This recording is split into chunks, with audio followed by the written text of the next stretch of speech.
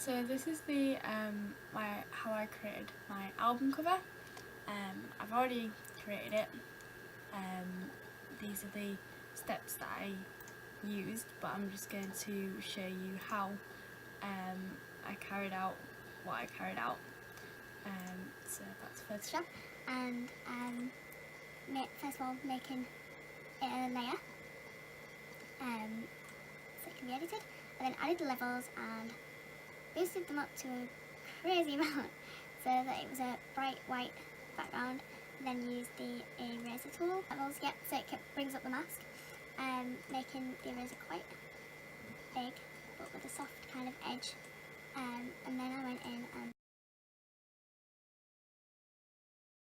so this is quite a rough version of it, and I did spend a lot more time on it, and then after I'd done this step I added another levels and made it brighter so that it made the actual hair flowers brighter as well, and I added the midtones as well here. I brought the midtones out so it was a lot softer looking and not as dark, and that also blended out then the shadows, because if I do it down here you can see kind of the shadows look a lot more harsher on the bottom, and you can tell it's edited, whereas when I bring it up it kind of blends in a lot more, and then obviously you bring that up or bring it down.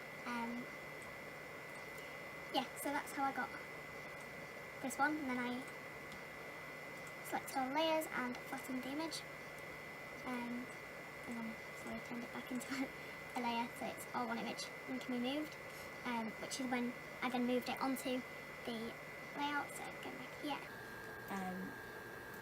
Moved it onto this square which I'd created, because as you can see it's not a square picture, and by doing the square I could then resize it so that it was bigger. So that was the image of my album cover, and then the text I used a font from 101 fonts, baby, and I found one that I really liked. It's this one called Gnome, one of them. I'm not good at pronouncing it, and then I saved it as an image, and then that allowed me to open it in Photoshop as a separate image, and then I could really easily drag it onto it. I didn't have to remove a background, it was just the text, so it came on to it really easily, and I could just go to edit and free transform to then move it, so I haven't got the text, but I just moved it like I'm moving this image now to how big I wanted it, clicked enter, and that's how I ended up with here. You can see it says Miss, oh, it's a badly drawn line, Miss Hurricane, yeah, which is the title. I wanted to give it a simplistic look, so this is why I chose this one, and yeah, that's how I achieved the text. I decided to edit the back, this was the final product of the back, but I'm going to talk through how I got here. I started with this square, a bright white, but at first I'd created this, but then I felt like it was really dark, and similarly to the first album cover, this one here, which it was just a little bit dark, and I wanted that really bright white to make it look a bit more professional. Therefore I went back in with using the same square. So, original image.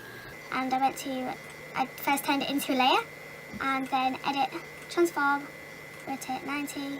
I ran into this issue of I wanted the full image, so to get around that I opened a full image that was the same size as this image and dragged it onto it so it fit perfectly, turned the other one into a layer, and then deleted it, so all I had left was this one.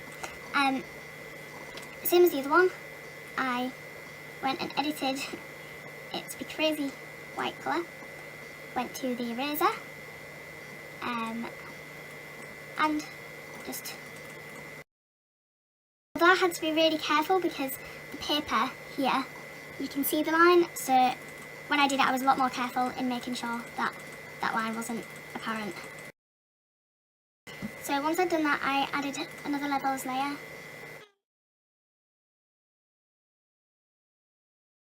Darkness by doing this mid-tones one again, so it was light. Then I also added another level and I made it really bright, and then I removed kind of all of it from here and a bit from the tube, but just ever so slightly because I wanted the tube and the glitter to be brighter than the rest of the image, and it doesn't look like it on this one, but after I'd taken my time with it, I managed to achieve this look. And when I was editing the text on, I edited it the same way that I edited the text on the front cover. Chose this font called TT Moon's Thin Demo Font and individually wrote each track name out, saved it as an image, and then I experimented with having it different. I'm going to talk through more on a presentation instead of talking through it in person. Institution down here and a barcode. So I went online and picked the image from Google Images and put it into Photoshop and dragged it across and added it underneath. I need to add that I flattened this image and made it a layer, and then I dragged it onto the square I was talking about here. Also here, I actually moved the tube of glitter because it wasn't in the position that I wanted it to be in. I used the select tool to select it, and then move tool, which then allowed me to move this wherever I wanted it. The background was the pure white rectangle which I talked about, so I could move this anywhere and replace it in the image, which was really useful. And then just deselecting it. I ended up with this.